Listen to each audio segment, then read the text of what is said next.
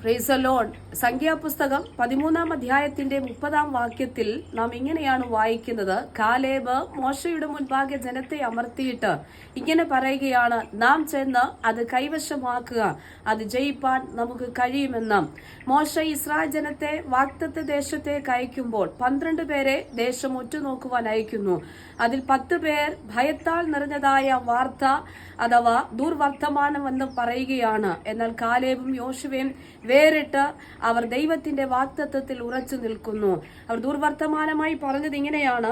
13-ാം അധ്യായത്തിന്റെ 32-ാം വാക്യത്തിൽ തങ്ങൾ ഒറ്റുനോക്കിയ ദേശത്തെക്കുറിച്ച് അവർ ഇസ്രായേൽ മക്കളോട് ദുർവർത്തമാനമായി പറഞ്ഞതെന്തെന്നാൽ, ഞങ്ങൾ സഞ്ചരിച്ച് ഒറ്റുനോക്കിയ ദേശം നിവാസികളെ തിന്നുകളയുന്ന ദേശമാകുന്നു.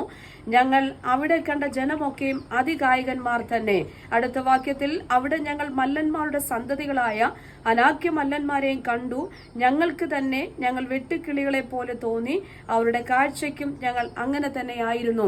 ദുർവർത്തമാനം പറഞ്ഞ് ഭയത്താൽ നിറഞ്ഞതായ ഈ ദുർവർത്തമാനങ്ങളൊക്കെ പറഞ്ഞ് ജനത്തെ അമർച്ച ചെയ്യുമ്പോൾ, അല്ലെങ്കിൽ ജനത്തെ പിടിച്ച് ഒതുക്കുമ്പോൾ, ഇതാ ആമേൻ കാലേബും യോശുവയും ചേർന്ന് പറയുകയാണ്, നമുക്കത് കഴിയും, നമുക്ക് അസാധ്യമായതൊന്നുമില്ല, ദൈവത്താൽ നമുക്കത് പിടിച്ചെടുക്കുവാൻ കഴിയുമെന്ന് അവർ ഉറപ്പോടെ പറയുകയാണ്. അങ്ങനെയെങ്കിൽ പ്രിയരെ, ലോകം അസാധ്യമെന്ന് നമുക്ക് ചുറ്റും നിന്ന് പറയുമ്പോൾ, പിടിച്ച് ഒതുക്കുവാൻ നോക്കുമ്പോൾ, നാം ഒരുങ്ങി പുറപ്പെട്ടു നിൽക്കുന്ന വിഷയത്തെ ആമേൻ പല ദുർവർത്തമാനങ്ങളും പറഞ്ഞ് നമ്മെ നിരാശപ്പെടുത്തുമ്പോൾ, നമുക്ക് അതേ കൂടുതലായുള്ള നെഗറ്റീവ് കാര്യങ്ങൾ പറഞ്ഞ് നമ്മെ അമർച്ച ചെയ്യുമ്പോൾ, വിശ്വാസത്തോടെ ദൈവത്തിന്റെ വാഗ്ദത്തത്തിൽ യോശുവയും കാലേബും ഉറച്ചു നിന്നതുപോലെ വിശ്വാസത്തോടെ പറ, നമുക്കത് കൈവശമാക്കുവാൻ പറ്റും, നമുക്കത് ജയിപ്പാൻ പറ്റുമെന്ന്.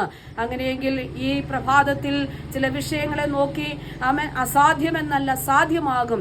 ലോകം പലതും പറയട്ടെ, ദേശം പലതും പറയട്ടെ, കൂടെ നിൽക്കുന്ന പ്രിയപ്പെട്ടവർ പലതും പറയട്ടെ, നമ്മുടെ മനസ്സിനെ നിരാശപ്പെടുത്തിക്കൊള്ളട്ടെ, നമ്മുടെ മനസ്സിനെ ആമേൻ ഭയപ്പെടുത്തിക്കൊള്ളട്ടെ. എന്നാൽ അതിനെ അതിജീവിച്ചുകൊണ്ട് കർത്താവിൽ ആശ്രയിച്ച് വിശ്വസിച്ചുകൊണ്ട് പറ, ദൈവത്താൽ സകലതും കഴിയും, ദൈവം ആമേൻ നമുക്ക് വേണ്ടി വലിയവ ചെയ്യും, പ്രവർത്തിക്കുമെന്ന്.